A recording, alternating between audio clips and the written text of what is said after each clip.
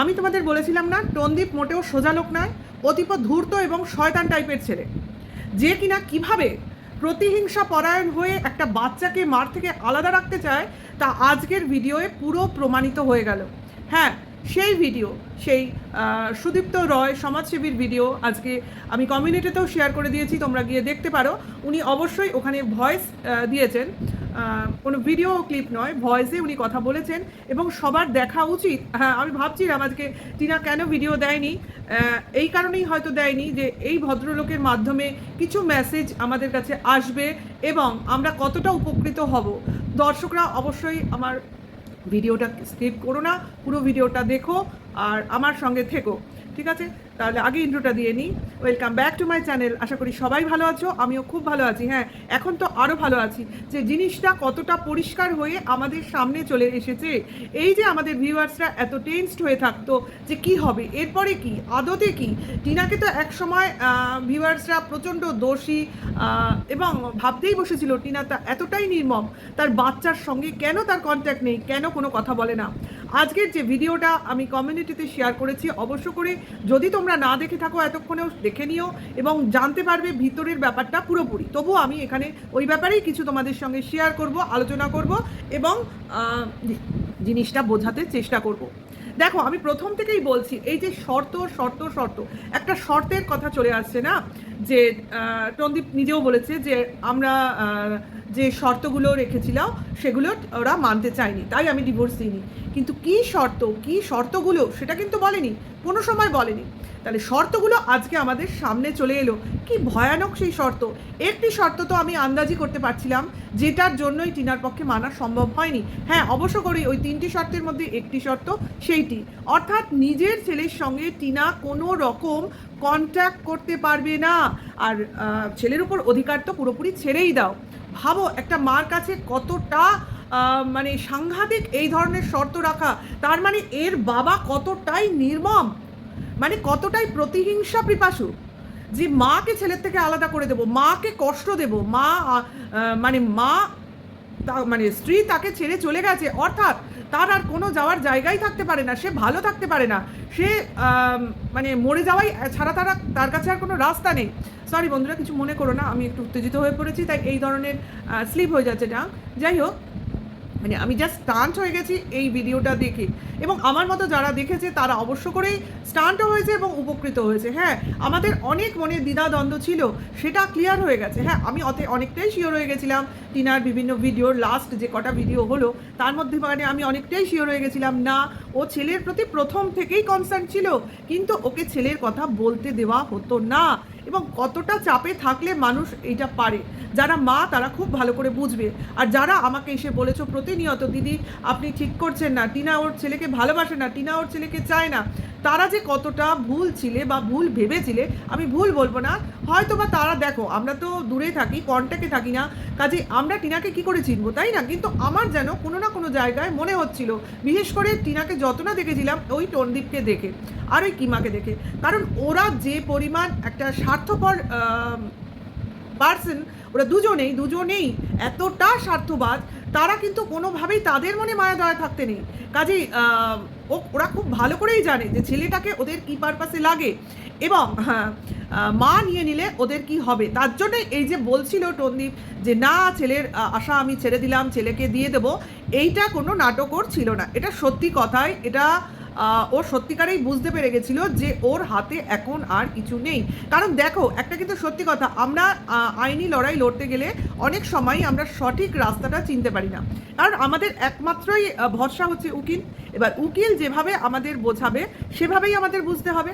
আবার অনেক উকিল আছে সঠিক রাস্তাটা দেখায় না, মানে ঘোরায় পেঁচায় বা জিনিসটাকে লেন্দি করে পয়সা খাওয়ার জন্য, এগুলো হয় জিনিসগুলো। মানে তুমি একদম যে ভালো ফল পাবে সেই জিনিসগুলো সবসময় তুমি নাও পেতে পারো।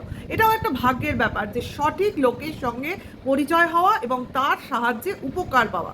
তা সেটা হয়তো ভগবান চেয়েছিল, আমি অবশ্য করেই বলবো, কারণ ভগবান না চাইলে এই ধরনের লোকের সঙ্গে দেখা হতে পারে না। অবশ্যই যে পদক্ষেপটা টিনা নিয়েছে একটু দেরি করে হলেও ওর সঠিক পদক্ষেপে ছিল, কারণ হিউম্যান রাইটস বা চাইল্ড ওয়েলফেয়ার এরাই কিন্তু একমাত্র পারে আইনের সঙ্গে কোলাবোরেট করে একটা সঠিক সিদ্ধান্ত নিতে, অর্থাৎ বাধ্য করতে, যারা অন্যায় করছে তাদের প্রতিবাদ করতে। অর্থাৎ এটা অন্যায় চাওয়া, ছেলেকে মার থেকে দূরে নিয়ে যাওয়া, ছেলেকে মার সাথে দেখা করতে না দেওয়া, তার সাথে কোনো কন্টাক্টে না রাখা, এটা কিন্তু একটা পানিশেবল তোমার অপরাধ, মানে শাস্তিমূলক অপরাধ, এটা একটা অবশ্যই। কিন্তু এই যে সবাই বলছে পরকীয়া পরকীয়া আরে পরকীয়া করলে কোনো মা ছেলের কাস্টাডি পাবে না, এটা হতে পারে না। হ্যাঁ হতে পারে, সেক্ষেত্রে ছেলেটা ভালো পারভারিশ পাবে নাকি সেটা দেখার দরকার হয়ে পড়ে, এবং সেটার জন্যই এই যে ভদ্রলোক আজকে বললেন যে কাস্টাডি পেলেও তারা পুরো নজর রাখেন যে ছেলেটা ঠিকভাবে যার কাস্টাডিতে আছে সেখানে সঠিকভাবে আছে নাকি, অর্থাৎ তার বেড়ে ওঠা, তার পড়াশুনো, তার মানে পরিবেশটা সঠিক সে পাচ্ছে নাকি। এইটা যদি মানে তোমার কাস্টাডি পাওয়ার পরেও সঠিক না দিতে পারে, তখন কিন্তু আবার এই কাস্টাডিটা আবার তুলে নেওয়া হয়। সে এই রকম বিধি নিষেধগুলো থেকেই যায়। এই যে এখন বাবার কাছে আছে, ওরা কিন্তু বাবার কাছে আছে যে এটাও ওরা নজরে রাখছেন, এটাও কিন্তু বলে দিয়েছে। আর সব থেকে বড় কথা হলো ওই 3টে শর্ত, ভাবতে পারো, একটা তো ছেলের শর্ত আমি আগেই ক্লিয়ার করে দিয়েছি, সেকেন্ড শর্তটা যেটা হলো সেটা হচ্ছে গিয়া সেই পোস্ট অফিসের শর্ত। আমার এখানে প্রশ্ন যে এই ঘটনাটা সারস জানলো কি করে জানলো না? এটা টনদীপ না বললে সারসের পক্ষে জানা সম্ভব ছিল না। অবশ্য করেই টনদীপের সঙ্গে কিমা এবং সারস সঙ্গে ওদের দিকের সমস্ত ক্রিয়েটার এই ব্যাপারটা এইভাবেই জানতে পেরেছে, কারণ ভিতরের খবর পাবলিক হওয়া মানে বাড়ির ভেতর থেকেই যিনি খবরটা চারপাশে ছড়িয়ে দেওয়া। হ্যাঁ, সেই খবরটা কি না, কিষাণুর জন্মের কিছুদিন পর ওরা মা বাবা মিলিত প্রয়াসে একটা ফিক্সড ডিপোজিট করেছিল পোস্ট অফিসে, 10 বছরের, সম্ভবত 10 বছরের, হ্যাঁ 10 বছরের একটা ফিক্সড ডিপোজিট করেছিল। তাহলে সেই ফিক্সড ডিপোজিটে যেহেতু জয়েন্ট ছিল, অবশ্য করেই টনদীপ তুলতে পারতো না, টিনার সাইন ছাড়া, সেই সাইনটাই চেয়েছিল যাতে ও টাকাটা তুলে নিতে পারে। বুঝতে পারছো কতটা অর্থপিপাসু? ওই ব্যাংকের টাকা নিয়েও ওর লোভ শেষ হয়নি, ও পোস্ট অফিসের টাকাটাও নিতে চেয়েছে। কিন্তু টিনা কি বলেছে না, সে সাইন দেবে না, ছেলে যখন বড় হবে, প্রাপ্তবয়স্ক হবে, তখনই সে সাইন দেবে এবং টাকাটা যাতে ছেলে পায় সেটাও দেখবে। তাহলে এখানে কার অভিসন্ধি বাজে, কার অভিসন্ধি খারাপ, দর্শকরা বিচার করবে এবং তাদের মতামত গিয়ে উগরে দেবে ওই শয়তান বাবার কমেন্টস বক্সে। আমি বলছি, আমরা সবাই বলছি, এটা করা উচিত। ও যে মুখোশ পরে রয়েছে, মুখোশটা টেনে টেনে খুলে দাও। সঙ্গে ওই কিমা, থার্ড শর্তটা কী ছিল? কিমা দিনে রাতে টনদীপের মানে পরামর্শ অনুযায়ী টিনাকে বেচে বেচে গালাগালি দিয়ে খেয়েছে। তার বিরুদ্ধে টিনা যে কেসটা করেছে সেই কেসটাকে তুলে নিতে হবে। ভাবতে পারো, আপন না, রক্তের সম্পর্ক না, কোথাকার কোন পিসি, তার বিরুদ্ধে কেস করেছে একজন কন্ট্রোভার্সি ক্রিয়েটার যে কিনা গালাগালি দিয়ে ভিডিও করে অহরহ, তার বিরুদ্ধে যে কেস করেছে সেই কেসটা তুলে নিতে হবে ওই বাচ্চার মাকে।